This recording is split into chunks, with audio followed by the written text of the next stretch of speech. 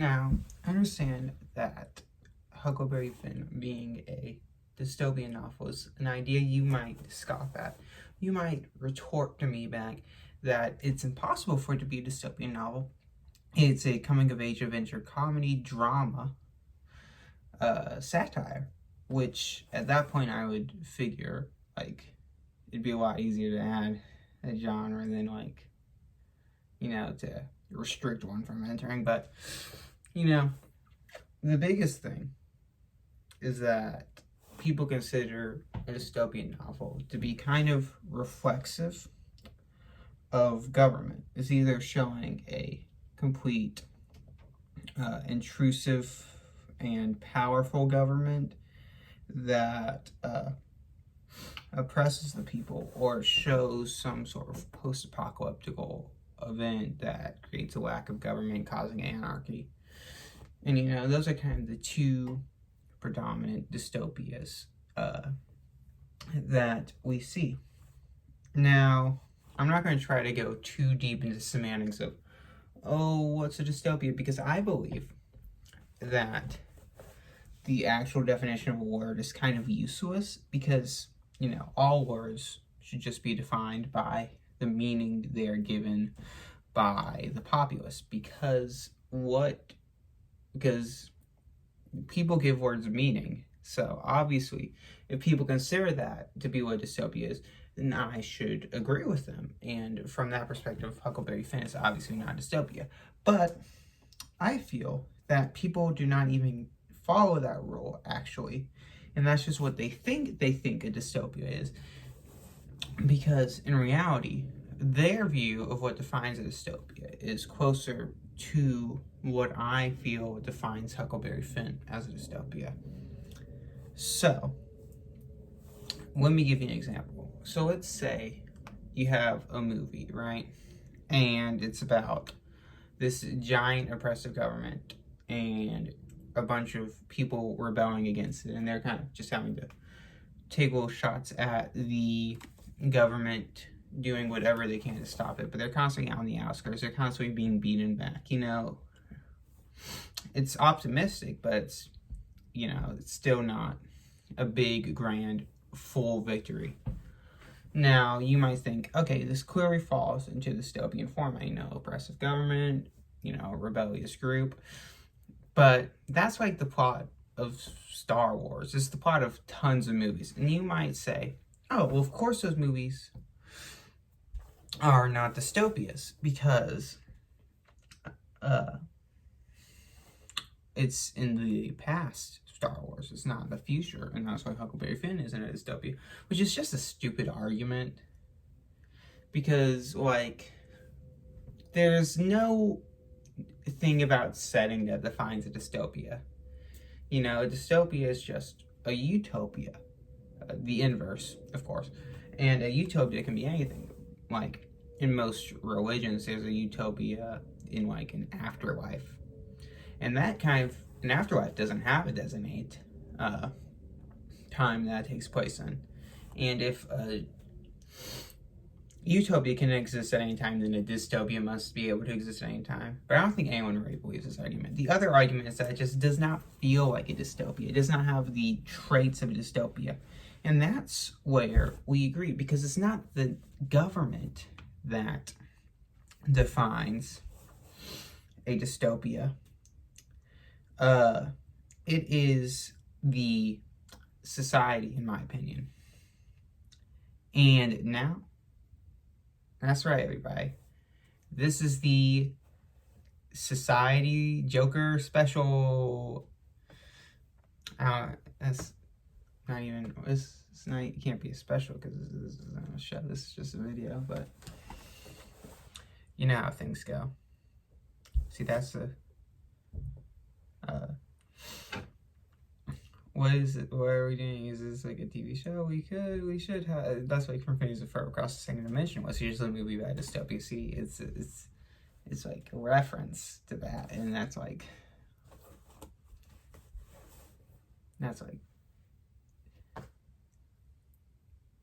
yeah. Okay, but now the way Now, this all works out is that society defines a dystopia. So now that we're off of this kind of just, ramblings that are completely uninteresting, we can move into the actual, interesting part. Now, I know what you're thinking. You're thinking, Kendrick, I've never heard someone talk about something that's so engaging before. Your manner of speaking is just, I cannot imagine anything ever being more engaging. And I just said we're moving on to the more interesting section, not the more engaging section. Can you please listen? Obviously, it's not that engaging. Obviously, you're just saying that to boost my confidence. Obviously, you're just manipulating me. I hate you. I hate you. I hate you. Now, what's so dystopian about Huckleberry Finn? Now,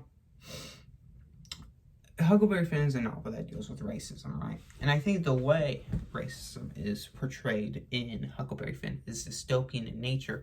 Obviously, it's not like dystopian in that I feel like it's unrealistically terrible, because I feel like the aspects of racism as it's portrayed in the novel that I'm talking about are realistic. There are different aspects of racism that are portrayed, I feel, in an unrealistic manner, but those are not what would push it to be dystopian in my views. Now, that's because in a general, very popular work about racism, you'll see kind of like, oh, lots of people are racist, because that's just society, and that's going to cause people to be racist. But the more racist people are more evil, and then once you get to the good people, those people who are morally good are usually going to be the people who are not racist, right? Because racism is morally bad, and so people who are moral are obviously going to feel that way. And that makes sense, because that's kind of the way our society works in the current present. People who are going to be very upstanding moral individuals are going to not be racist, because you can't be racist and be moral. And it'll have some character go on and they'll try to fix society in some way, and sometimes they succeed, sometimes they don't, which, and that's different layers of realism. But I feel like what makes Huckleberry Finn dystopian is that the way its society is formed, it does not have the freedom of thought necessary to even make a person consider not being racist, which, in this place is mostly, actually supporting slavery. It's not so much the necessary racism, but everyone who is supporting slavery is also racist. There's no one in the novel who's like, I support slavery, but just from an economic standpoint. I don't really think that black people are worse or anything. Or white people in slavery. No one says that in the novel, and I don't think anyone's ever said that until this exact point. But basically, every character besides Huckleberry Finn himself by the end of the novel, and some of the slaves, supports the institution of slavery. It does not matter how moral or immoral the person is. For example, we have this one character, Huckleberry's running away because, his father kidnapped him and abused him and tried to murder him, and, stuffed him in the house, locked the doors, went away for months. And so it's pretty standard reasons to run away, in my opinion. Maybe not yours.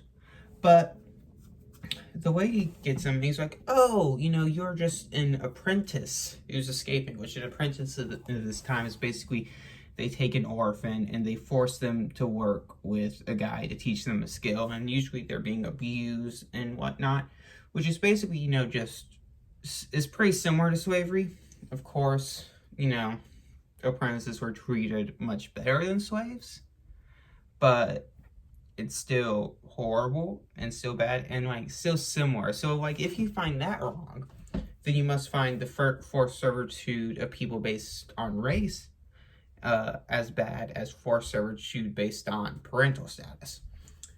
But she does not. She's not even questioning it. She's this lady is extremely racist. There's an escaped slave in the book who Huckleberry Finn is helping, who they're gonna go out and hunt. And not just hunt and, like, look for it. They, like, talk about hunting in the same way you talk about hunting an animal.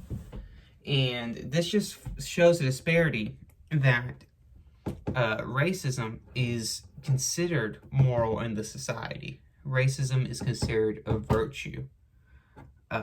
Also, thank you for sparking us for that specific piece of analysis from the book. I mean, I probably could have figured that out myself. I'm a smart boy. You know how things are. Now, it's considered a moral virtue to be to enjoy race, but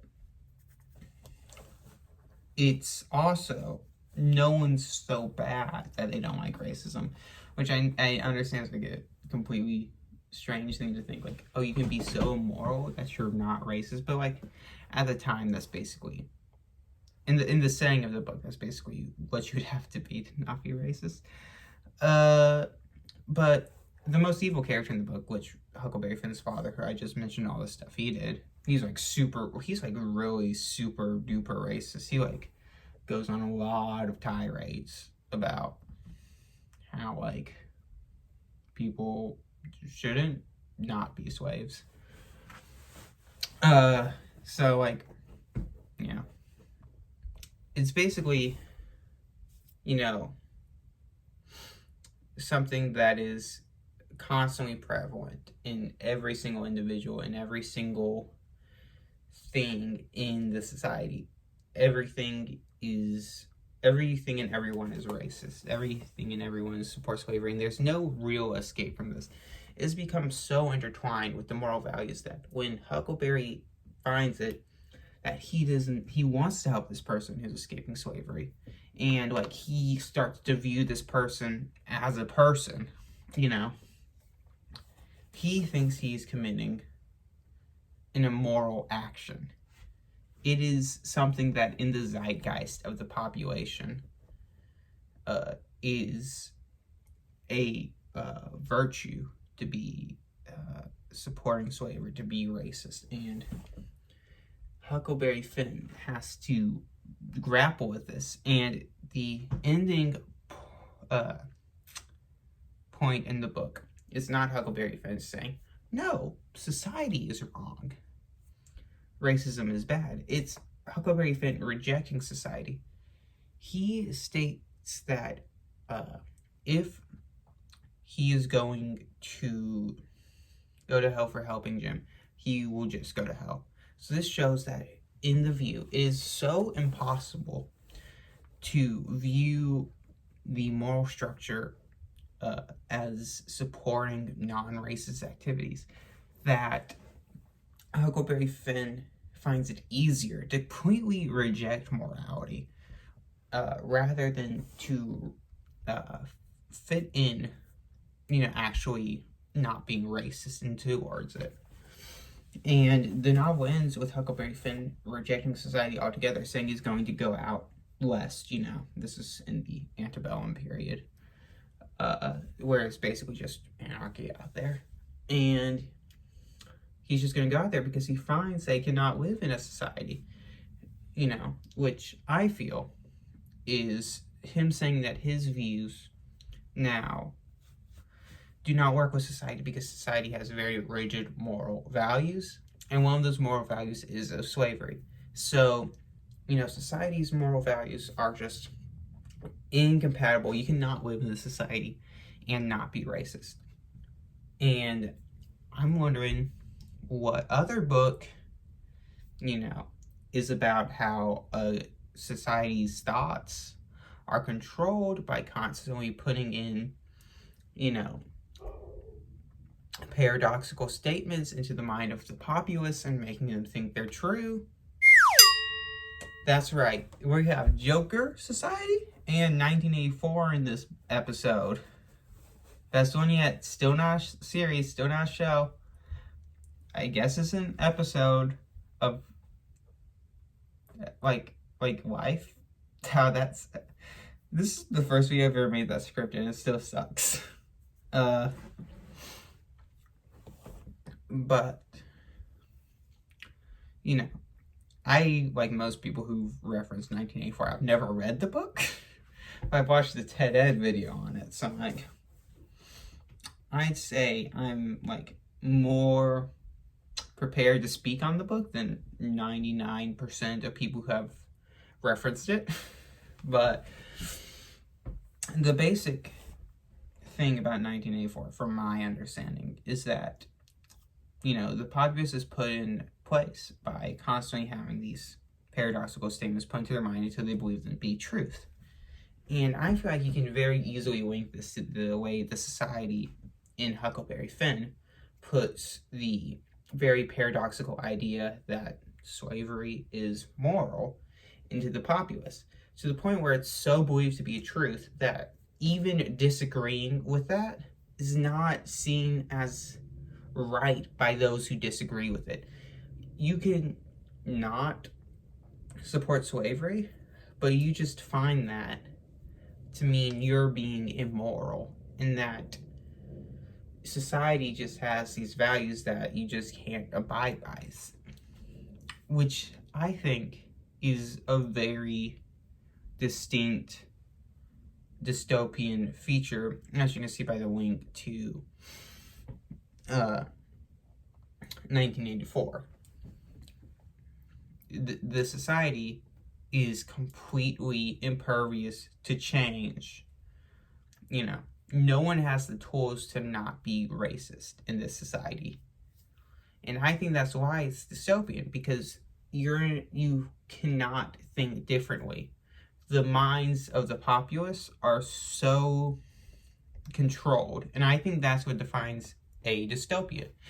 It's, you know, a force of certain ideas on the populace. You know, you can have a big overarching government that forces people to obey, or you can have an anarchy which forces people to be violent and, you know, immoral.